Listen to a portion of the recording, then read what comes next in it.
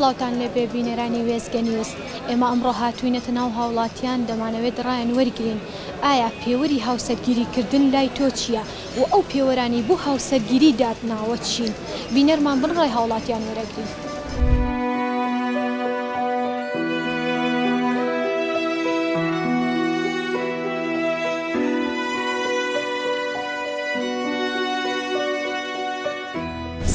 سڵاو لە تۆش زۆر سوپاس. بزانین بەڕێزت ئەگەر هاوسەرگیری بکەیت لەسەر چ پێوەرێک هاوسەرەکە تەڵەبژێری یاخود ئەگەر هاوسەرگیریت کردووە لەسەر چ پێوەرێک هەڵت بژاردووە؟ وەڵایی لە هاوسەرگیری من لەسەر پێوەریەوە هیچ خۆشەویستی بووە سەرەتا و دوایەوەژە لەسەر ڕێز و ئەوانەیە ینی چۆمڵی لەسەر ڕێز و حرمەت و لەسەر خۆشەویستی خۆی ئەساسرین شت لە بینی ژن و مێردا سەرەکیەکەی خۆشەویستیە. ئەگەر خۆشەویستی هەبوو بناغێکی جوانێ بێت.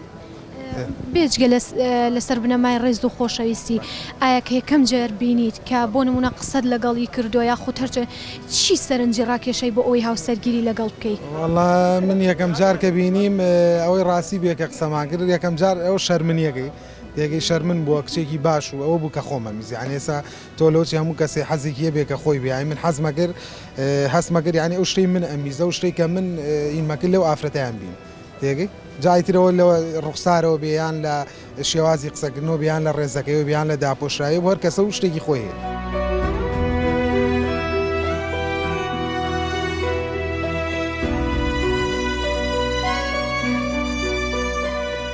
وەڵام من ئەو کاتە وەکوی سێ نەبوو ئەم فەیسبوک و شتە لە ئارا نەبوو من هەر وەکو چۆناڵێ هەر ڕوە عەشایەریەکەی مەسەلەی خێزان بە دوای عایلەیەکی چاکە گەڕاوم و من ئاوا هینم کردووە.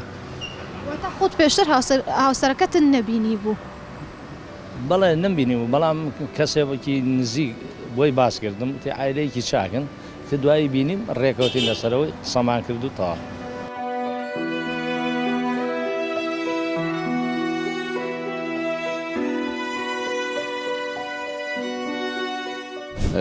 ئەوەی کە مهم بێ لە اختیاری هاوسەرگیریدا بە یەکەم شت و کە کەسی بەرامبەری خۆت خۆشەوێت لە بێناو خۆی گەورە خۆش بوێت.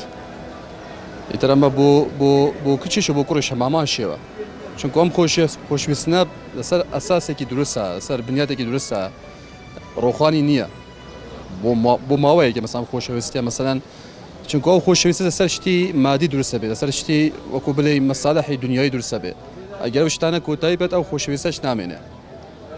بزانین بەڕێزت لەسەر چ پێوەرەکەت لەسەر چ پێوەرێک هاوسەرەکەی خۆتت هەڵبژاردووە؟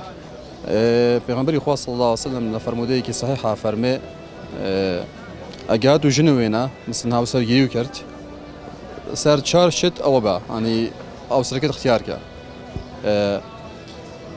یەکەمیان لحەسەبیە ونەسەبیە ولدینیە لجەمالیە ولدینیە فەڵفی بذات الدین تەریبەت یەداک ئەلێ یەکەم شت لەسەر حەسەب و نەسەبی ئەو مالە ینی مالێکی چۆنینە چونکە هەموو کاتێک ینی منار چاو لە دایک و باوکەکات لە کەسوکاری خۆیەکات خزم و کەسوکاری خۆیەکات پاشیان لەسەر ئەوەی جوانیش بات هەیە بێت ینی تۆ بۆی چاروژیکانی تۆ ئەو کەسە خیانەتی نەکەیت هەردوو جنس پیاوی کوڕیش بە هەمان شێوە و کچیش بە هەمان شێوە ئەلێ پاشان وتی سەر بنەمای دیناریشە کەسێکی دیندار بێت.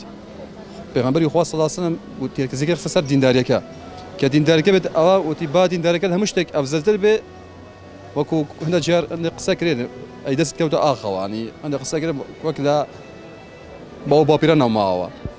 ئیتر مەسەلەی دیناری ئەو مەسەلە کە پێشترش باسم کرد مەسەلەی خۆشویستن لە پێناو خوای گەورە تۆ کەسێکی ببێت لە پێناو خوای گەورە لە هیچ شتێکە ینی دەستبەرداری نابی خیانەتی لێ ناکەیت.